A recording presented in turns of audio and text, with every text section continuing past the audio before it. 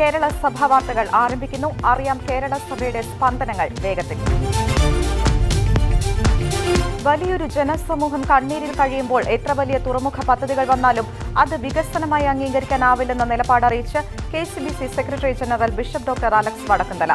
ഈ സാഹചര്യത്തിന് അറുതി വേണമെന്നും കേരളത്തിലെ തീരജനത തീരാ കണ്ണീരിലും വലിയ കഷ്ടപ്പാടിലുമാണെന്നും അഭിമന്യ പിതാവ് പറഞ്ഞു. ഏറ്റവും സുരക്ഷിതമായ മാതാവിന്റെ ഗർഭപാത്രത്തിൽ വെച്ച് അനേകം ലക്ഷങ്ങൾ കുഞ്ഞുങ്ങൾ കൊല്ലപ്പെടുന്നത് വേദനാജനകമാണെന്നും ഈ ഭൂമിയുടെ ശബ്ദവും വെളിച്ചവും അനുഭവിക്കാനുള്ള ആ കുഞ്ഞുങ്ങളുടെ അവകാശത്തിന് വേണ്ടിയുള്ളതാണ് പ്രോലൈഫ് പ്രവർത്തനമെന്നും വരാപ്പുഴ അതിരൂപത archbishop doctor Joseph Kalathiparambil പറഞ്ഞു. KCBC പ്രോലൈഫ് സമിതിയുടെ നേതൃത്വത്തിൽ നടക്കുന്ന ജീവസംരക്ഷണ യാത്രയ്ക്ക് വരാപ്പുഴ അതിരൂപതയിൽ നൽകിയ സ്വീകരണ സമ്മേളനം ഉദ്ഘാടനം ചെയ്ത് സംസാരിക്കുകയായിരുന്നു അഭിമന്യ പിതാവ്. വിശുദ്ധ അൽഫോൻസ തീർത്ഥാടന കേന്ദ്രത്തിലെ നവീകരിച്ച ചാപ്പലിന്റെയും അൾത്താരയുടെയും ആശീർവാദം പാലാ രൂപതാധ്യക്ഷൻ മാർ ജോസഫ് കല്ലറങ്ങാട്ട് നിർവഹിച്ചു. മാർ ജോസഫ് പള്ളിക്കാപ്പറമ്പിൽ സഹകാർമ്മികനായിരുന്നു. പൗരസ്ത്യ സഭകളുടെ പുരാതന പാരമ്പര്യം അനുസരിച്ചാണ് അൾത്താര രൂപകൽപ്പന ചെയ്തിരിക്കുന്നത്. പൂർണ്ണമായും തടി ഉപയോഗിച്ചാണ് നിർമ്മാണം. ഒട്ടേറെ കൊത്തുപണികളുമുണ്ട്. വിശുദ്ധ അൽഫോൻസാമയുടെ കബറെടുത്തിന് മുകൾ ഭാഗവും അലങ്കാരപ്പണികൾ കൊണ്ട് സുന്ദരമാക്കിയിട്ടുണ്ട്. ഫ്രാൻസിസ്കൻ കപ്പുച്ചിൻ സഭയുടെ പാവനാത്മ പ്രൊവിൻസ് അംഗവും കേരള കരിസ്മാറ്റിക് പ്രസ്ഥാനത്തിന്റെ ആരംഭകരിൽ പ്രധാനിയും ഭരണജ്ഞാനം അസീസി ഇരിട്ടി വിമലഗിരി ധ്യാന കേന്ദ്രങ്ങളുടെ സ്ഥാപകനുമായ പുണ്യ ശ്ലോകൻ ആർമണ്ട് അച്ഛന്റെ ദേവദാസ പദവി പ്രഖ്യാപനം 2024 ജൂലൈ 13 പട്ടാരം വിമലഗിരി ധ്യാന മന്ദിരത്തിൽ വെച്ച് നടത്തപ്പെടുന്നു. അനുഗ്രഹപ്രദമായ ഈ ആത്മീയ ആഘോഷത്തിലേക്ക് ഏറെ സ്നേഹത്തോടെ എല്ലാവരെയും ക്ഷണിക്കുകയും ചെയ്യുന്നുവെന്ന് വൈസ് കോൺസുലേറ്റർ ഫാദർ ജിതിൻ ആനക്കുടിയിൽ കപ്പുച്ചിൻ അറിയിച്ചു. ചെമ്പേരി വിമൽ ജ്യോതി എഞ്ചിനീയറിംഗ് കോളേജിന് UGC സ്വയംഭരണ പദവി നൽകി ഉത്തരവായി. റിസർച്ച് മേഖലയിലും അതുപോലെ സ്വദേശത്തും വിദേശത്തുമുള്ള കമ്പനികളുമായി കൂടുതൽ ബന്ധങ്ങൾ വളർത്തിയെടുത്ത് വിദ്യാർത്ഥികൾക്ക് തൊഴിൽ മേഖല വിപുലപ്പെടുത്താൻ ശ്രമിക്കുമെന്ന് ഈ വേളയിൽ തലശ്ശേരി അതിരൂപത arch bishop Mar Joseph Pamplany വ്യക്തമാക്കി. NAC A grade, NBA accreditation, autonomous പദവി എന്നിവ നേടിയെടുത്തതിൽ വിമൽ ജ്യോതി എഞ്ചിനീയറിംഗ് കോളേജിനെ അഭിനന്ദിക്കുന്നതിനു വേണ്ടി സംഘടിപ്പിച്ച ചടങ്ങിൽ ഉദ്ഘാടനം ചെയ്ത് സംസാരിക്കുകയായിരുന്നു കോളേജ് രക്ഷാധികാരി കൂടിയായ മാർ ജോസഫ് പാമ്പ്ളാനി. സ്വയംഭരണ പദവി അവകാശങ്ങളും ഉത്തരവാദിത്വങ്ങളും നൽകുന്നതാണെന്നും ആർച്ച് ബിഷപ്പ് കൂട്ടിച്ചേർത്തു.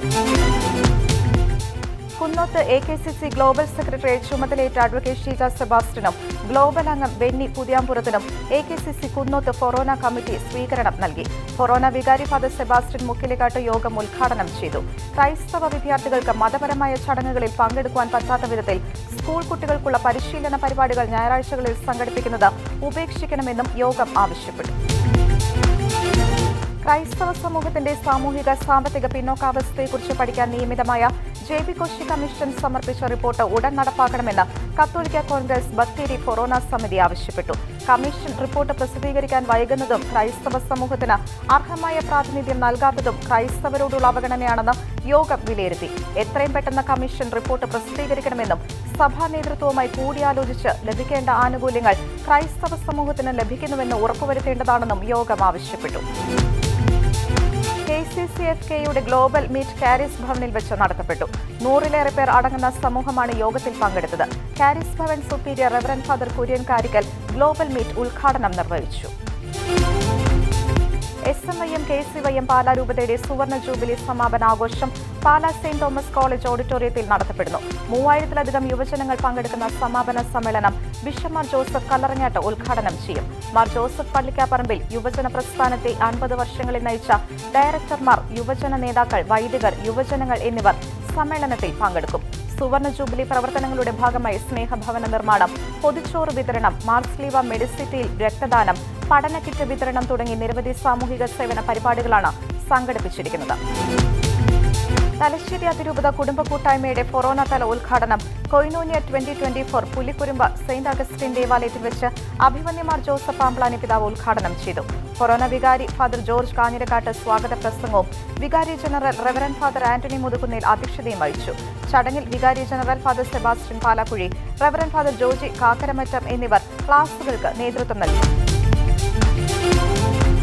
അപരനെ സഹോദരതുല്യം കാണുവാനും സഹജീവികളോടും പ്രകൃതിയോടും കരുതലും കരുണയുമുള്ള മനുഷ്യരായി വളരുവാനുമുള്ള പരിശീലനമാണ് വിശ്വാസ പരിശീലനം വഴി നേടുന്നതെന്ന് എറണാകുളം അങ്കമാലി അതിരൂപത വിശ്വാസ പരിശീലന വിഭാഗം director father Paul Moreli. Vaikom ഫൊറോനയിലെ 20 യൂണിറ്റുകളിൽ 12ാം ക്ലാസ്സിൽ വിശ്വാസ പരിശീലനം നേടുന്ന വിദ്യാർത്ഥികളുടെ സംഗമം ലൈവ് ഉദ്ഘാടനം ചെയ്ത് പ്രസംഗിക്കുകയായിരുന്നു അദ്ദേഹം. ലഹരിവിരുദ്ധ ദിനാചരണത്തിന്റെ ഭാഗമായി തിരുവനന്തപുരം ലൂർദ് ഫൊറോനയിൽ മാതൃപിതൃവേദിയും യുവദീപ്തിയും സംയുക്തമായി ലഹരിവിരുദ്ധ ദിനാചരണം നടത്തി.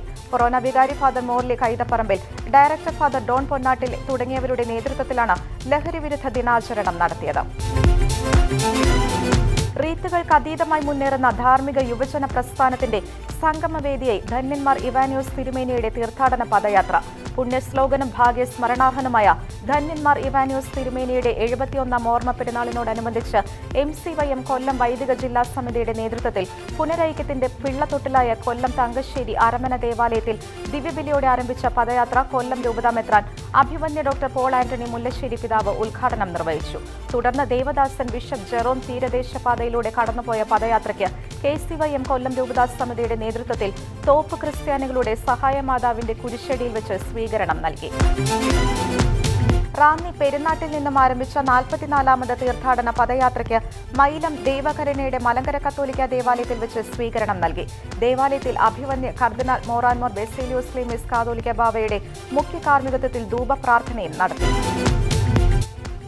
ഛത്തീസ്ഗഡിലെ ആദിവാസികൾക്കിടയിൽ അവരുടെ ക്ഷേമത്തിനും മനുഷ്യാവകാശങ്ങൾക്കും വേണ്ടി പ്രവർത്തിക്കുകയും ഭീമ കൊറേഗാവ് കേസിൽ അന്യായമായി പ്രതി ചേർക്കപ്പെട്ട് മുംബൈയിലെ ജയിലിൽ തടവുകാരനായിരിക്കെ 2021 ജൂലൈ 5-ന് രക്തസാക്ഷിയാവുകയും ചെയ്ത ഫാദർ സ്റ്റാൻ സ്വാമിയെ തിരുവനന്തപുരത്തെ സിവിൽ സൊസൈറ്റി കൂട്ടായ്മ അനുസ്മരിച്ചു. ആദിവാസികൾക്കും പാർശ്വവൽക്കരിക്കപ്പെട്ടവർക്കുമിടയിൽ അവരിൽ ഒരാളായി ജീവിക്കുകയും പുരോഹിതന്റെ ചിഹ്നമില്ലാതെ തന്നെ പ്രവർത്തിക്കുകയും സമരം ചെയ്യുകയും ചെയ്ത വ്യക്തിത്വമായിരുന്നു ഫാദർ സ്റ്റാൻ സ്വാമിയുടേതെന്ന് അനുസ്മരണ പ്രസംഗം നടത്തിയ ഡോക്ടർ ആന്റണി പാലക്കൽ പറഞ്ഞു.